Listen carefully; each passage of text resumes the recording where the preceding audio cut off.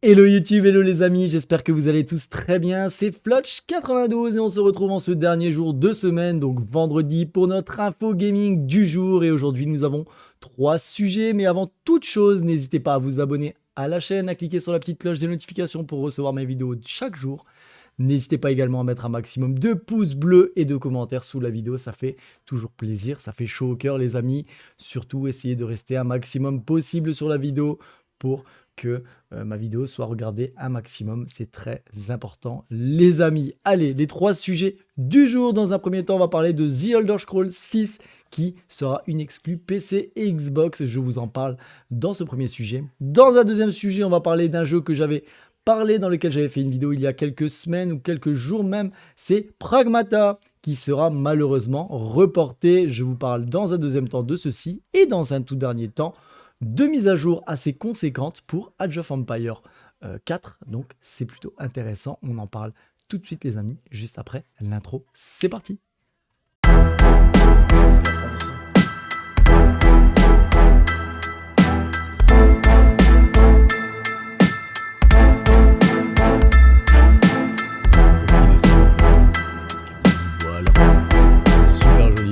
Premier sujet du jour les amis, on va parler de The Elder Scrolls 6. On attend tous avec impatience des nouvelles de The Elder Scrolls 6, surtout les amateurs de la licence, moi plus particulièrement. Et en tout cas, Phil Spencer, donc le grand patron de Xbox, a annoncé que le titre allait être une exclusivité Xbox et PC. Depuis son teaser à l'E3 2018, The Elder Scrolls 6 ne s'est plus montré, il reste malgré tout très attendu. Étant donné que Skyrim, donc le 5e épisode, fête déjà ses 10 ans, ça fait quand même assez long.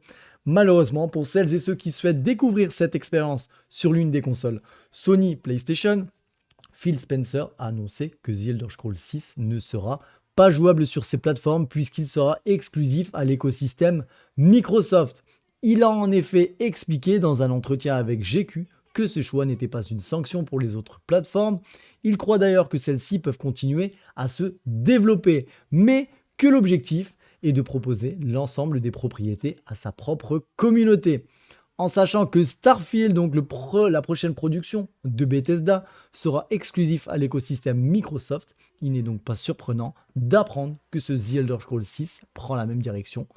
En tout cas, à moins que Sony et Microsoft ne trouvent un accord, comme le laisse penser Phil Spencer. N'hésitez pas d'ailleurs à aller checker la vidéo juste au-dessus de Starfield, qui est un jeu que j'attends énormément, qui a l'air génial. J'avais fait une vidéo dessus récemment, donc n'hésitez pas à aller la checker, c'est plutôt intéressant. Pour rappel, si Starfield va sortir donc à la fin d'année 2022, The Elder Scrolls 6, quant à lui, n'a aucune date de lancement, donc nous avons cependant peu de chances de le voir sortir avant 2024, étant donné qu'il était encore à sa phase de conception en juin dernier. Donc, il faudra attendre encore un petit peu pour les amateurs de la licence. Moi, je l'attends avec beaucoup d'impatience, mais c'est vrai que 2024, c'est quand même assez long. On va attendre ça, on va suivre les infos, les nouvelles, les vidéos, etc. qui sortent. Et on va continuer d'être impatient. N'hésitez pas à me dire dans les commentaires si vous attendez ce jeu également et si vous aimez la licence The Elder Scrolls, les amis. Voilà pour ce premier sujet. On va continuer sur un deuxième sujet et on va parler de Pragmata qui malheureusement reporte sa sortie en 2023, mais qui partage une petite vidéo donc juste derrière moi et un artwork que vous verrez juste après. J'avais sorti récemment une vidéo sur Pragmata, vous pouvez la checker d'ailleurs, où Capcom avait indiqué dans son bilan financier que Pragmata avançait bien, même si aucune information supplémentaire n'avait été communiquée sur le jeu. Je vous envoie d'ailleurs sur la vidéo en question. Et en tout cas, hier, les développeurs nous ont indiqué finalement avoir besoin d'un peu plus de temps pour nous garantir une aventure inoubliable. Annonce pas très étonnante malheureusement, puisqu'aucun détail n'a été communiqué depuis juin 2020, donc c'est quand même long. En tout cas, Capcom a cité ainsi: notre équipe travaille dur sur le projet, mais pour vous garantir une aventure inoubliable, nous avons décidé de revoir la fenêtre de sortie pour 2023. Merci pour votre patience. En tout cas, pour se faire pardonner, les développeurs ont partagé un nouvel artwork, donc qui est juste derrière moi, et présente un petit trailer donc, que vous avez vu juste avant. Pour rappel, Pragmata est un jeu d'action se déroulant dans un futur dystopique proche où la planète semble être victime de phénomènes paranormaux. Il est prévu pour arriver sur PC, PS5 et Xbox Series.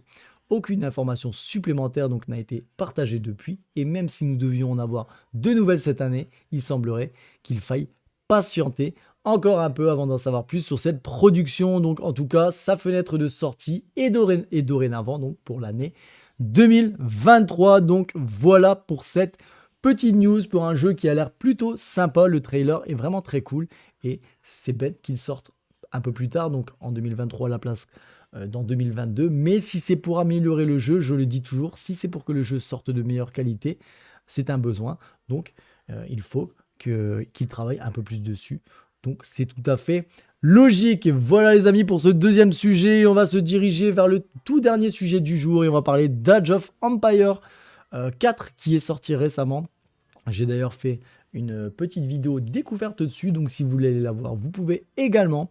Le jeu est disponible depuis le 28 octobre dernier sur PC. Donc cet Age of Empires est une très bonne épisode malgré les performances visuelles et techniques inférieures à celles proposées par les précédents opus de la saga. Après avoir reçu un patch au contenu assez timide plus tôt cette semaine, le jeu aura droit à 2 mises à jour majeures, une d'ici la fin d'année et l'autre au printemps 2022. Comme expliqué le site officiel donc, du titre, cet hiver, le jeu bénéficiera d'ajustements au niveau de la mini-carte, mais aussi de l'interface utilisateur dans le cas où on joue avec la civilisation chinoise, permettra d'afficher le score de tous les joueurs et joueuses pendant une partie et profitera plus d'une centaine d'équilibrages de gameplay. Bien que la liste complète de ces derniers n'ait pas encore été révélée, les équipes en tout cas de World Edge et de Relic Entertainment ont notamment annoncé que les arbalétriers d'élite et les lanciers constitueront une plus grande menace pour la cavalerie et qu'il ne sera plus possible de dupliquer les reliques à l'infini avec les Russes. Concernant la seconde mise à jour majeure qui n'arrivera pas avant le printemps 2022, elle intégrera également de nouveaux équilibrages, des correctifs divers et variés et surtout le support des modes ainsi que l'arrivée des parties classées. Et ça c'est plutôt sympa et plutôt cool. Celles-ci vous donneront la possibilité de remporter des récompenses exclusives en fonction de vos performances en ligne au cours de chaque saison qui durera 12 semaines. Donc ça m'intéresse plutôt pas mal. Je compte bientôt faire un let's play d'ailleurs bientôt sur ce Age of Empires que j'ai testé, que je trouve très bon. Et je pense bientôt commencer en tout cas des vidéos dessus. Donc voilà, bref.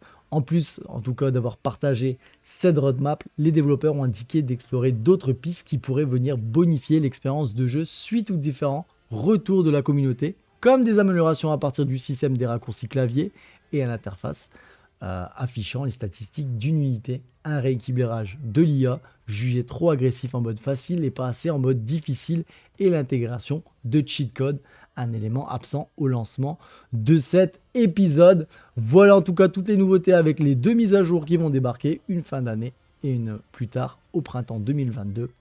Dites-moi en tout cas si vous jouez à Age of Empires, si vous aimez le jeu et la licence. Pour ma part, j'aime beaucoup ce jeu et j'étais plutôt bien surpris par la vidéo découverte que j'avais fait. Je trouvais le jeu plutôt très bon et ça m'avait rappelé de très bons souvenirs quand j'y jouais étant plus jeune. Age of Empires 3, Age of Empires 2, je pense que le 1 je ne l'avais pas fait. Bref, en tout cas la licence est très bonne et ce 4e volet est très très bon lui également, donc n'hésitez pas à le tester si vous ne l'avez pas encore testé les amis. Donc voilà en tout cas pour les infos gaming du jour. J'espère que cette vidéo vous aura plu. N'hésitez pas les petits pouces bleus, à vous abonner à la chaîne également et à mettre un maximum de commentaires. Sur ce les amis, prenez soin de vous. On se retrouve lundi pour reprendre une semaine d'info gaming. Passez un agréable week-end et prenez soin de vous. Ciao ciao les amis, à plus tard.